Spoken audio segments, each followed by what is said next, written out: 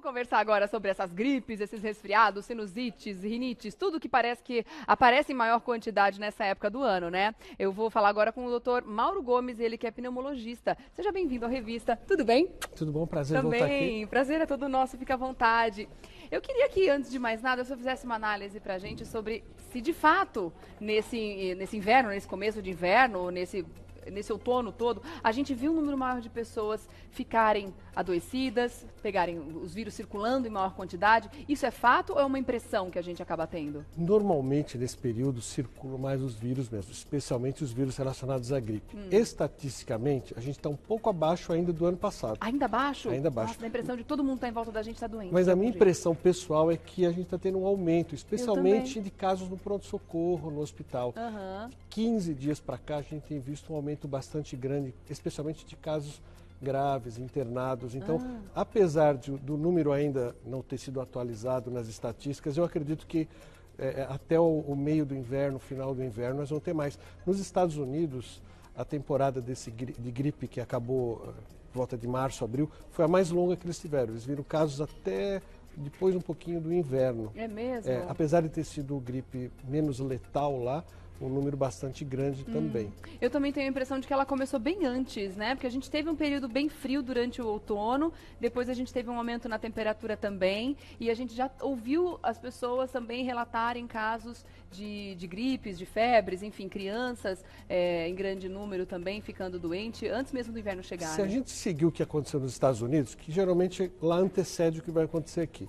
Lá houveram 2 picos de gripe. Um no começo mesmo do inverno, que principalmente foi por um vírus chamado H3N2, e depois veio um pico do H1N1. Então foram 2 picos. Aqui no início do mês de outono, aqui no Brasil, que eu digo, não São Paulo, Brasil de maneira geral, o H1N1 não era tão significativo, era 30%. Agora, na última estatística do meio de junho, 11 de junho, já tinha 66% de casos de H1N1. Nossa, então vem aumentando bastante. Né? E na sua opinião, por que isso está acontecendo, esse aumento? Você diz que tem a impressão de que de fato os casos estão em maior quantidade, maior número, né, e com maior gravidade. As pessoas estão baixando a guarda ou os vírus estão vindo mais agressivos? Desde que ocorreu aquela pandemia de 2008, 2009, o vírus da gripe está mais agressivo. E por isso a importância das vacinas. O que a gente percebe é que muita gente não dá importância devido à vacina. Acredita que a vacina pode levar à gripe, acreditam que podem morrer por causa da vacina, o que não é verdade. Então as pessoas se deixam de proteger. Né? E os cuidados básicos do dia a dia, como ambientes ventilados, lavar bem a mão, né? Fundamental para a pessoa que está em casa, lavagem das mãos. Porque a gripe se transmite pelo ar, mas o principal é o contato da mão contaminada com o objeto e a outra pessoa vai e pega esse objeto depois, seja um copo, ou seja uma maçaneta de porta, seja no ônibus. Então é importante lavagem das mãos. Se não der para lavar a mão o tempo todo, passa álcool gel. E é interessante que tem gente que não acredita, né, nesse contágio, acha que isso é lenda. Não, imagina que os locais vão estar contaminados e tal. É interessante a gente falar sobre isso porque o vírus, claro que cada um tem a sua característica, mas ele mesmo fora do organismo, ele tem um tempo, ele tem uma sobrevida de horas muitas vezes, dependendo do vírus, ele fica lá esperando alguém botar a mão ali e levar para o corpo. Exatamente. E isso são horas, muitas horas, dependendo do vírus, Sim, né? A pessoa pega um copo, pega um objeto no ônibus, em algum lugar, aí depois coça o olho, passa a mão no nariz, come com aquela mão suja e aí leva o vírus para dentro do corpo. E eu me lembro que uma vez eu fiquei muito assustada que a filha de uma amiga pegou um vírus que é um vírus bobinho, aquele sincicial respiratório, que pra gente parece que não faz muita coisa, mas para uma criança é devastador, é gravíssimo, né? E aí eu fui pesquisar a respeito disso. Dependendo do tipo de material, a gente tem sobrevidas em tempos diferentes desse vírus também. No plástico ele morre mais rápido, na madeira, que é matéria orgânica, ele sobrevive mais tempo, no tecido, no algodão, e isso também é fato. Sim, é verdade. Dependendo da exposição solar, não exposição solar, depende se o vírus ou a bactéria depositou ou não depositou. Dependendo da característica do vírus ou da bactéria, essas condições são importantes. Eu estou batendo em cima dessa tecla bastante, porque justamente para falar bastante em cima da importância da lavagem das mãos e do álcool gel. Exatamente. Porque não é porque não está se falando muito da gripe ainda que a gente deve deixar esses cuidados de lado, né, doutor? No Brasil, já houveram 222 mortes por vírus H1N1 esse ano. Esse ano? Esse ano, no Brasil. 222 mortes. E interessante que no estado do Amazonas, em Manaus, no início do ano, já em março, já viu mais de 30 mortes. Lá a epidemia começou bem mais cedo lá. Olha só. Então não tem muito a ver com a temperatura baixa nesse caso, porque no Amazonas... Mas no Amazonas você vê que foge chuvosa, um pouquinho, né? Porque lá respeita a inversão de temperatura do hemisfério norte, né? Já está acima do Equador. Sim. É um pouquinho diferente daqui. Então a gente pode ter uma esperança de que esse ano a gente não vai ter uma gripe tão presente, porque a gente acabou de ver as previsões, parece que não vai ser um inverno muito rigoroso, pelo menos aqui em São Paulo, né? Ou esse tempo seco que também está se prometendo com pouca chuva também é tão prejudicial quanto? As pessoas já estão sentindo o efeito do tempo seco, né? Já estão com uma umidade do ar baixa. Nessa época o que acontece? Essa umidade do ar baixa aumenta o índice de poluição, o ar mais frio e seco é muito irritante das vias aéreas. Então quem já tem rinite, já tem sinusite crônica por alergia, quem já tem asma, né? Quem já tem enfisema pulmonar, então, o contato com esse ar mais frio, seco, poluído é irritante e provoca crise. Tá. Então, mesmo sem ter o vírus, pessoas que já têm doenças crônicas já começam a ter o nariz ruim, já começam a ter chiado no peito, já começam a ter falta de ar, tosse, muitas vezes catarro, entram em crises. Por isso é importante não só a questão da vacina, mas quem já tem doença crônica, manter o seu tratamento regular fora da crise para não entrar em crise nessa época. Vamos falar em prevenção, então. Você está dizendo a respeito das pessoas que já têm isso, já têm a rinite, já precisam continuar o tratamento ou, de repente, intensificar.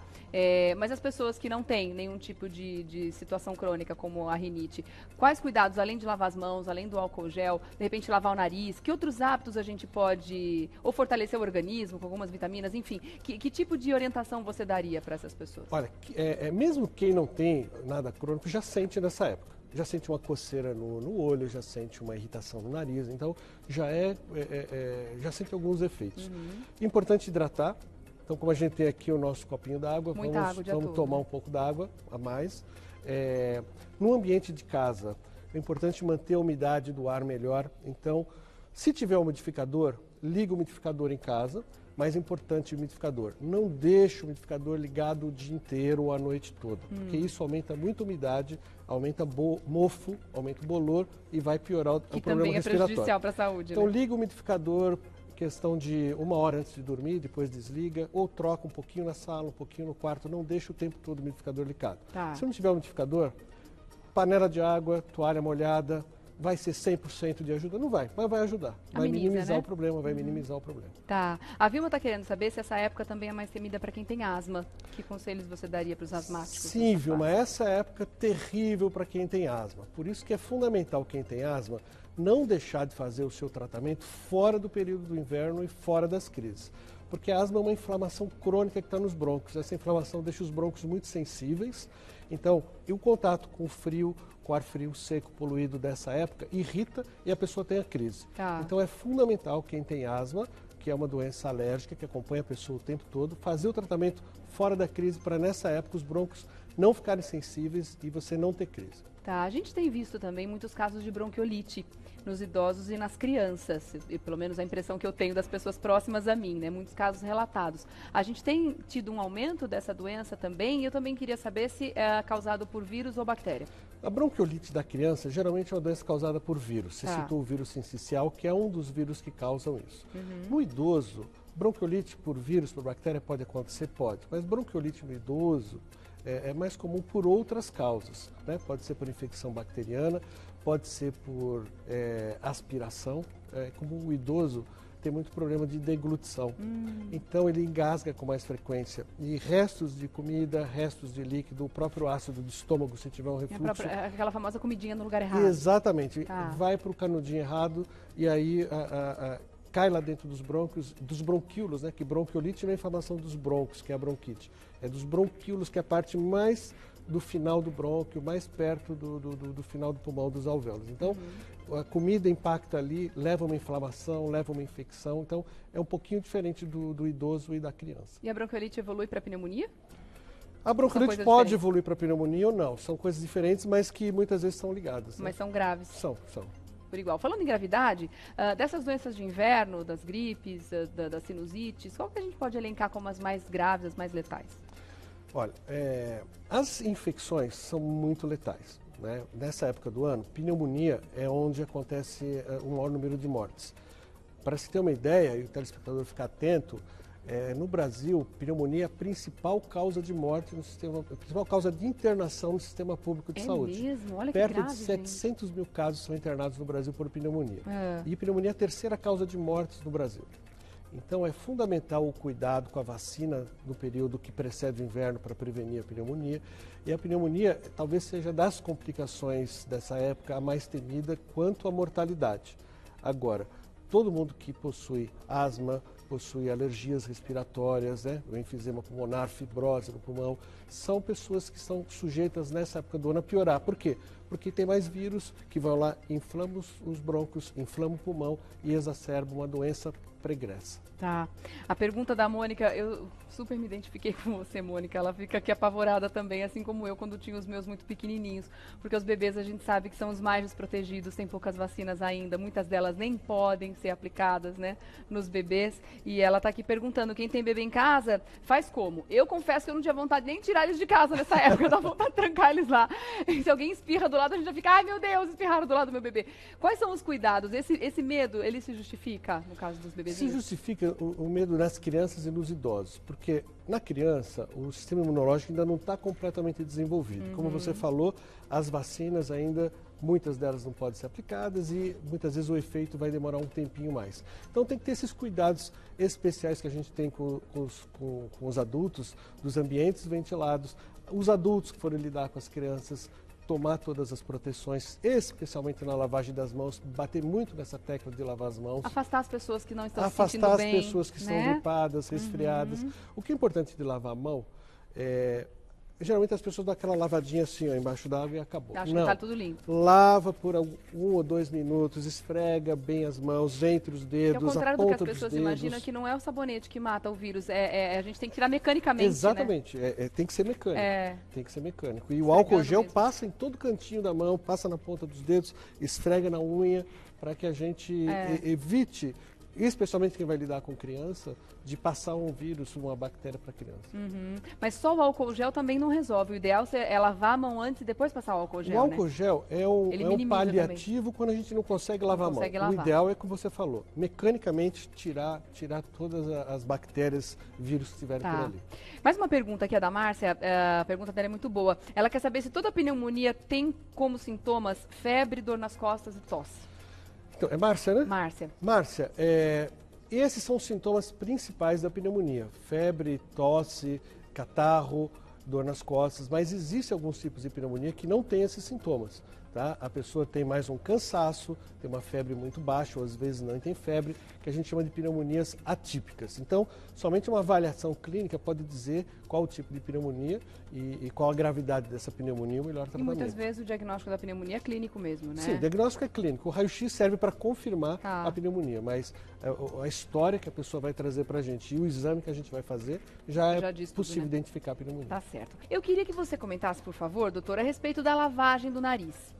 Eu tenho ouvido bastante orientação dos médicos a respeito da lavagem do nariz, dizendo da importância, porque muitas vezes o vírus, ele entra em contato com a gente, mas ele ainda não causou nenhum tipo de dano, não fez a doença evoluir de forma nenhuma, e a gente lavando consegue eliminar esse vírus com um soro fisiológico. É fato isso, doutor? Olha, o soro ele vai servir muito para hidratar o nariz, porque nessa época do ano que a gente tem um ressecamento muito grande aqui das mucosas. Essa camada de pele que fica dentro do nariz, né? Essas mucosas. Quem tem rinite, que espirra muito, que escorre muito, sabe o que é bem a mucosa. Então, o soro fisiológico, a lavagem com o soro, vai servir para hidratar e limpar se ficar secreção ali, porque nessa época fica mais ressecado, ficam crostas. Então, a importância da lavagem é mais por isso. Se o vírus entrou dentro da gente e tiver a chance de tirar dessa maneira, ok. Mas se a gente não tiver imunidade suficiente para esse vírus penetrar dentro da mucosa, independente da lavagem, a pessoa vai ter a gripe ou resfriado. E para as pessoas que têm sinusite de repetição ou que já têm essa alergia e acabam evoluindo para sinusite com muita frequência, a lavagem pode ser interessante também? Pode, porque quem tem sinusite, geralmente a sinusite acumula muita secreção nessa região aqui do rosto. Essas maçãs do rosto, o osso aqui dentro acumula muito líquido, muito catarro. Então a lavagem vai fazer com que tire isso daí. Vai entrar um jato de líquido ali e aliviar isso daí e pôr para fora. Então, para esse tipo de pessoas, de situação, é fundamental a lavagem. Tá, legal. Tem pergunta chegando aqui, deixa eu ver o nome dela. Eliane, bom dia, viu, linda? Ela diz que está com pneumonia bacteriana. O ideal é, após tratar e curar, tomar a vacina contra a pneumonia? Olha, a pneumonia é uma situação onde hoje a gente tem vacina que previne, mas não previne contra todas as formas de pneumonia, Eliane. Existe uma bactéria principal que causa pneumonia, que é chamado pneumococo, e para isso nós temos 2 vacinas hoje que previnem contra essa pneumonia. Depois da cura, se recomenda que tomem a vacina. A vacina, obrigatoriamente, está indicada para os idosos, né? Após os 50 anos, não é idoso, mas já pode tomar essa vacina. Né? Mesmo quem não tem essa idade, mas tiver doença crônica, respiratória, alérgica, como asma, bronquite, enfisema, fibrose, etc., é indicada a vacina, mesmo que não tiver essa idade, porque previne contra as infecções. Tá. Eu vou colocar 2 perguntas em uma aqui para a gente encerrar. A Larissa está perguntando sobre gravidez. Que grávidas com rinite alérgica, como cuidar, porque grande parte dos remédios são proibidos. E eu vou emendar, porque ela também está falando dessa fase da vida, que são os bebês. A Gisele quer saber a inalação para os bebês, se ajuda a prevenir as doenças respiratórias neles também. Olha, a questão da gestante é muito importante, porque a maioria dos remédios que são utilizados para tratar rinite alérgica e asma, especialmente asma, não tem contraindicação na gestação. Não tem? É mais importante que a pessoa que tem asma, que esteja gestante, trate a asma, porque vai permitir um desenvolvimento melhor dessa criança, do que ela não tratar e essa criança tiver uma baixa de oxigenação durante sua formação e isso sim trazer complicações para a criança. Então, é fundamental que quem tem asma trate durante a gestação, não pare o tratamento regular, porque esses remédios por inalação que a gente utiliza, por bombinhas, não fazem mal para o bebê. Tá?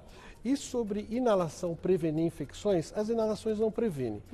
A inalação, a gente coloca vários remédios dentro da inalação, dependendo para que vai servir cada medicamento. Então, se a pessoa tiver uma crise de asma, vai usar um medicamento para inalação, se tiver enfisema e etc. Então, inalação é um termo muito genérico. Mas para o bebê ficar mais saudável, para ajudar a umidificar essa mucosa, pode umidificar só com soro, pode, mas não só vai. Com soro só para hidratar, sem colocar remédio nenhum, pode ser para ajudar a umidificar, melhora a hidratação na mucosa, mas não vai prevenir de ter uma gripe ou resfriado se não tiver esses cuidados que a gente falou, especialmente do contato com o bebê com as mãos contaminadas. Tá certo, tá certo. Eu lavo o nariz da Liz todos os dias, mais de uma vez, tá? Ela deitou pra trocar a fralda, eu tô lavando o nariz dela.